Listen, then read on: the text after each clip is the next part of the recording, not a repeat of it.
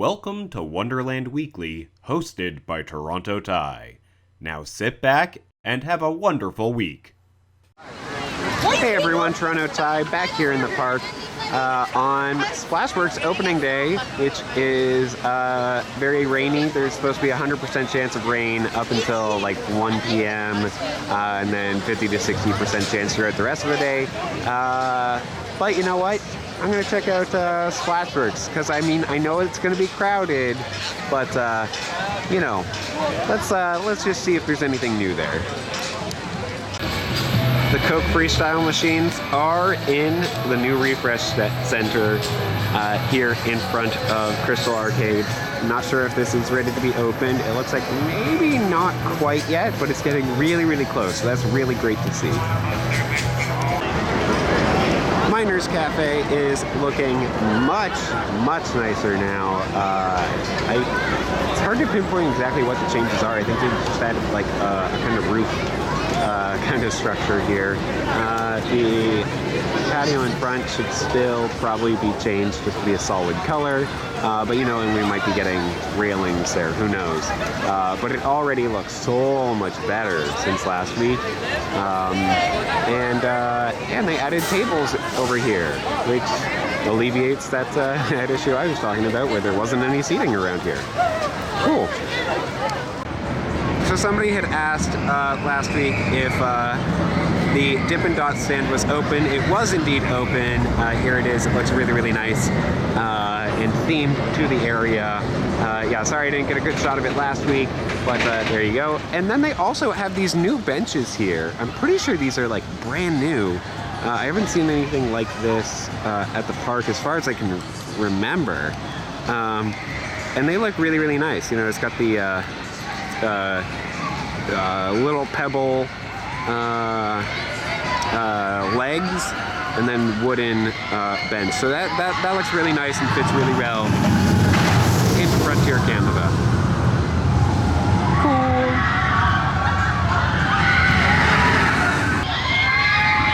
Geese have claimed this hill, which is fine for the time being.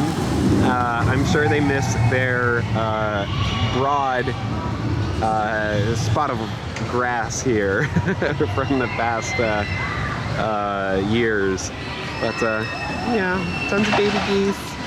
They look so fuzzy. I love baby geese, but I would never go near them because geese are dangerous.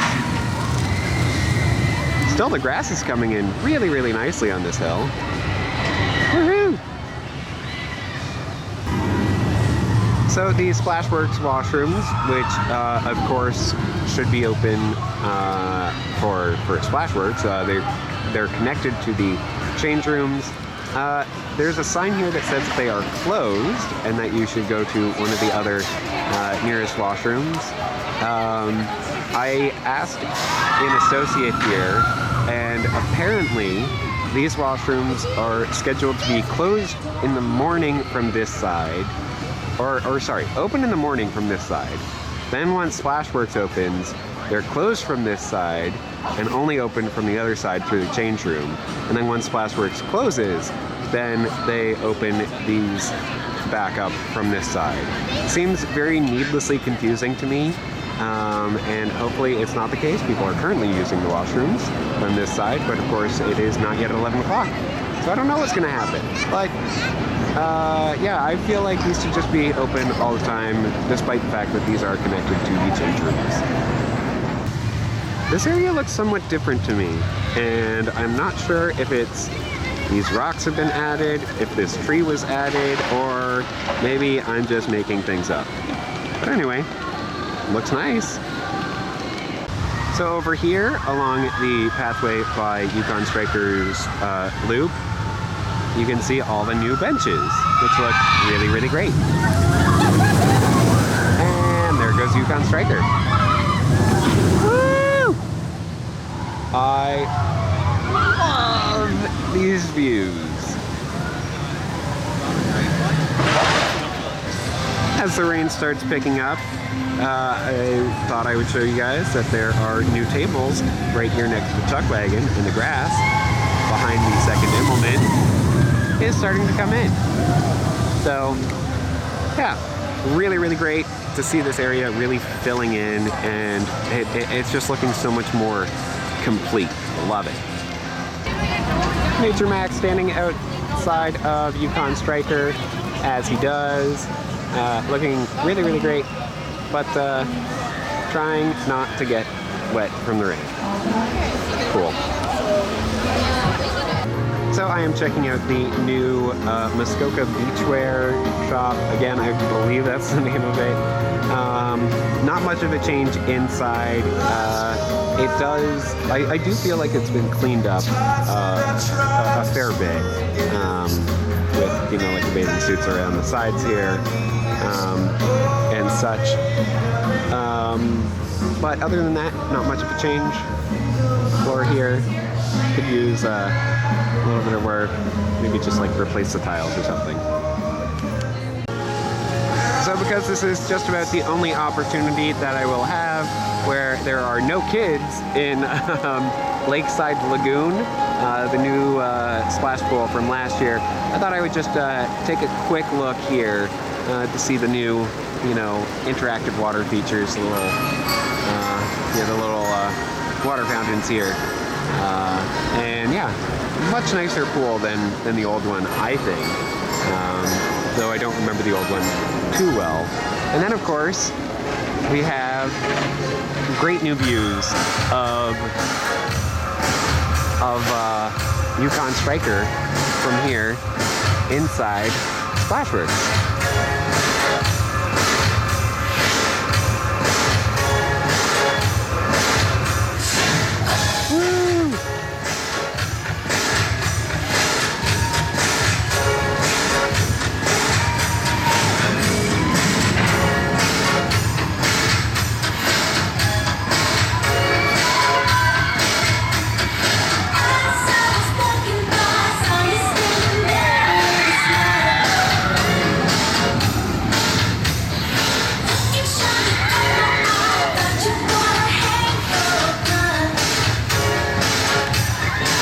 That second Immelman is definitely my favorite element to film, if you guys haven't noticed already. So because of the rain, Splashworks on its opening day will be closing at 1 p.m. But I'm still going to walk through, and it actually helps because then there's nobody in here, making me feel awkward for having a camera. But just going to check out some of the shots that we can get of Yukon Striker from here in Splashworks. Woohoo!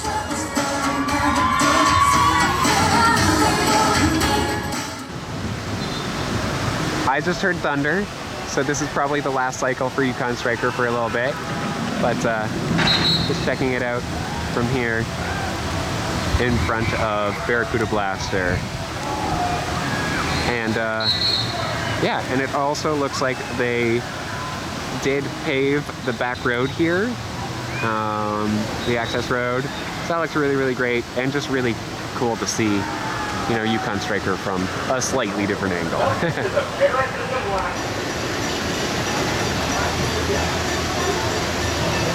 Apparently that was the second last train before they go down for weather.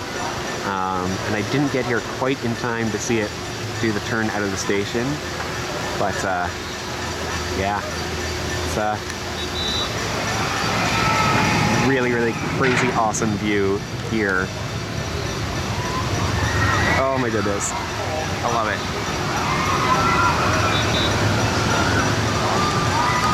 Look at it go. Woo! Oh. With the loop. And that twisty, twisty, twisty second Immelman that I absolutely love. Fantastic. And then of course, this final little bunny hop into the helix. And of course the train is moving quite slow today because of how cold it is. But still, Just absolutely fantastic. No guests on it this time, but I promise, guys, I will get a shot of, from right here, of guests coming out during that first turn out of the station soon.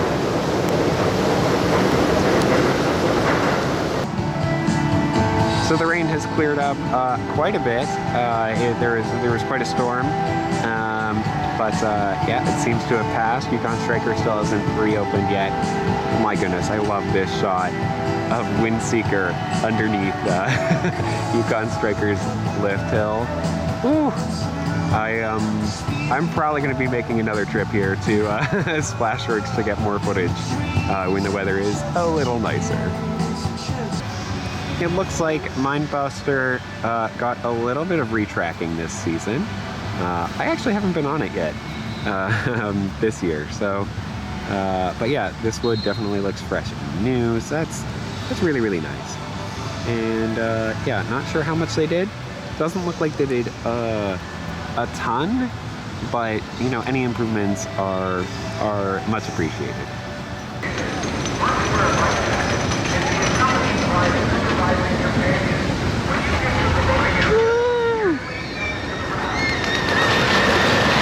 I just love this. Oh, that's so great. So great.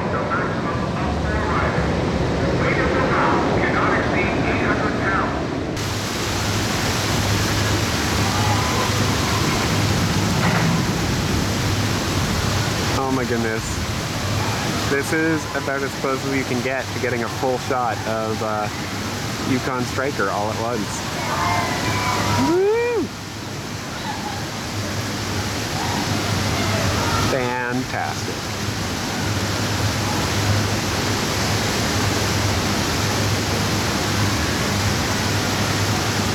Woo! And Wonder Mountain, seen through an inversion. We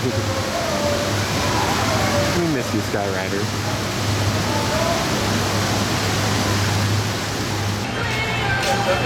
So just a quick update, the washrooms, the sign saying that they are closed has been removed and Splashworks is still open. So I'm not sure what's going on there, and I've gotten conflicting reports from different associates. So yeah, not really sure what's going on there. But hey, the mess hall is still closed. At least its floorboards look nice.